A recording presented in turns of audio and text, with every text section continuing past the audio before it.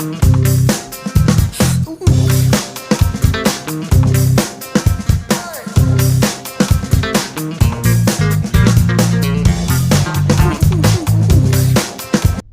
Welcome sa Rebyuhan ng Bayan. This is Mark. And tonight, meron naman tayong isang pelikulang re-reviewin. At ito na nga ang Space Sweeper.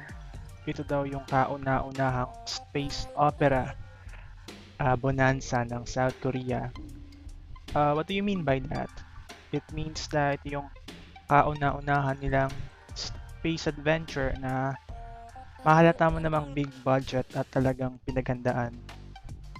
And Space Sweeper stars joong-ki, tae-ri, seon-kyu, hai-jin, at marami pang iba.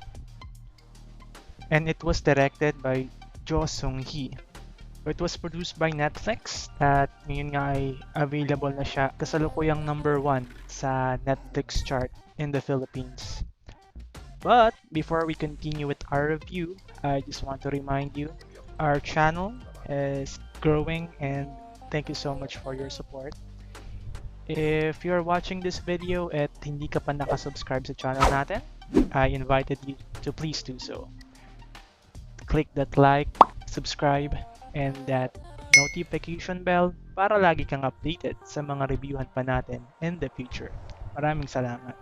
The story is about a group of space collectors in outer space, clearing the entire solar system from debris of space exploration. So what do we mean by that?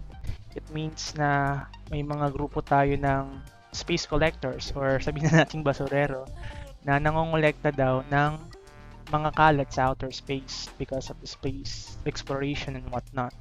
So the film is set in a far future and they have this spaceship called Millennium Falcon o Victory and they're working as a freelance garbage collector for an almost benevolent space business tycoon. Oops, maling movie.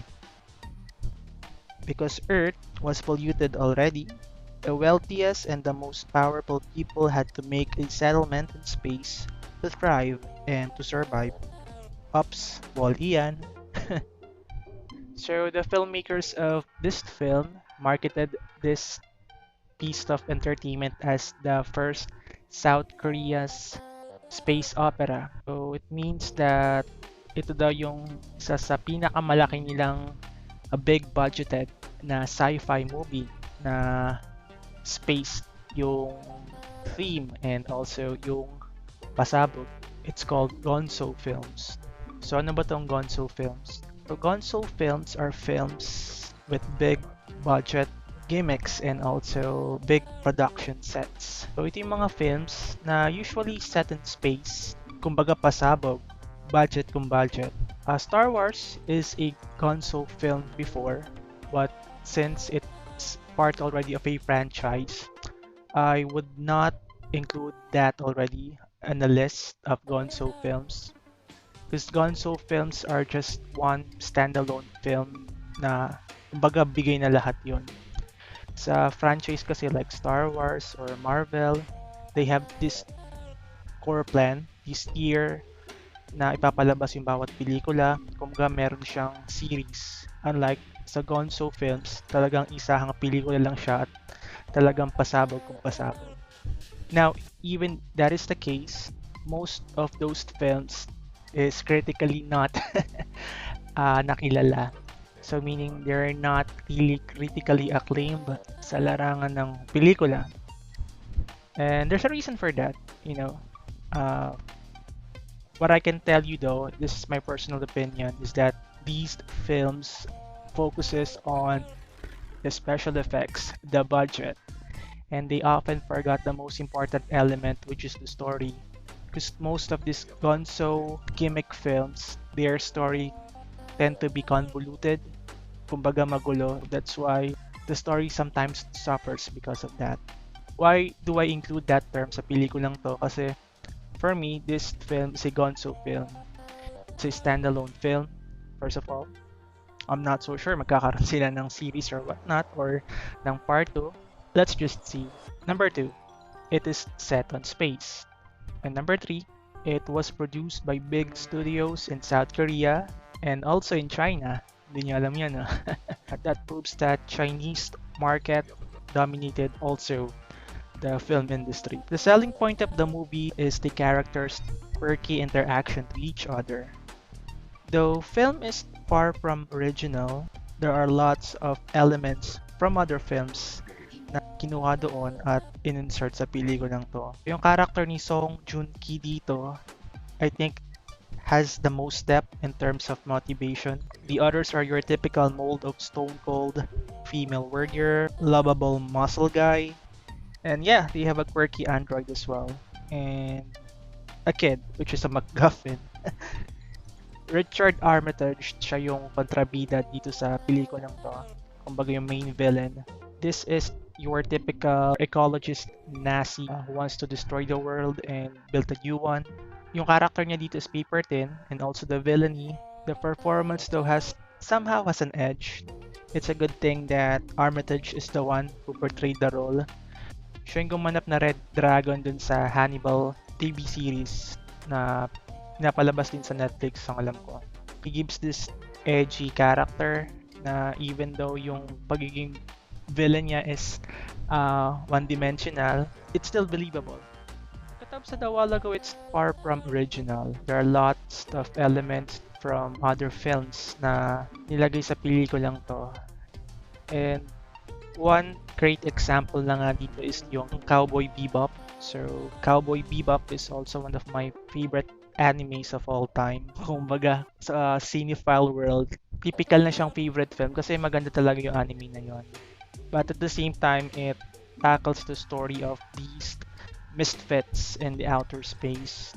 And it's far from the grandiose elements of space exploration. And that's why Cowboy Bebop is one of the most beloved anime in the world. So maraming element ng Cowboy Bebop ang tingin ko na ilagay sa pelikulang to. And also Guardians of the Galaxy. Napansin ko lang, malaking pagkakatulad yun sa Guardians of the Galaxy comics and also film series sa Marvel. Not that it's a bad thing. It's far from that because most films naman, they have an inspiration from other films as well. And especially space yung theme ng story. Kaya talagang hindi mo maiwasang maikumpara siya sa iba pang pelikula kasi medyo familiar na at medyo paulit-ulit na yung space theme sa film industry. Selling point niya is yung mga characters niya. So they curse each other, magugulo sila, which is kinda lovable as well sa pelikulang to. And other than that, the special effects are great. Director Joe has a keen eye in terms of building story and putting it in a structure na kapani-paniwala at kumbaga cohesive. The story though can be better. Kasi for me, ang dami nilang elements na nilagay sa pelikulang to. They want to be a sci-fi adventure. They want to be a comedy film.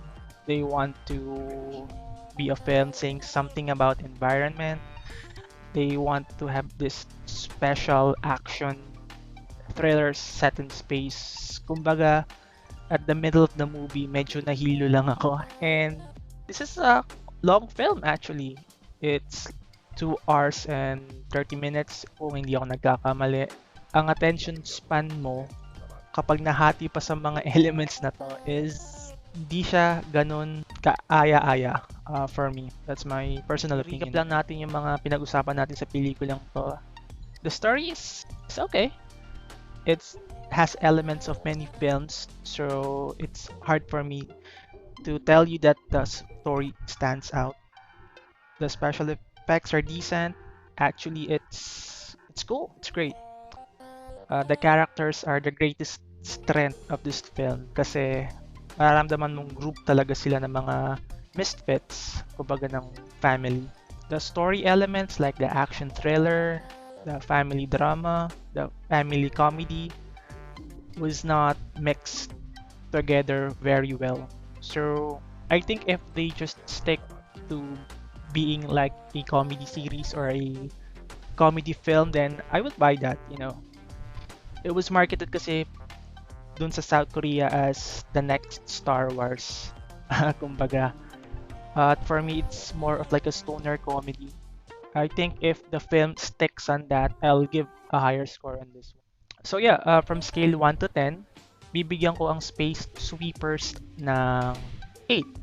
It's great in terms of the special effects and whatnot, the character traits, and also the bonding. Okay yun.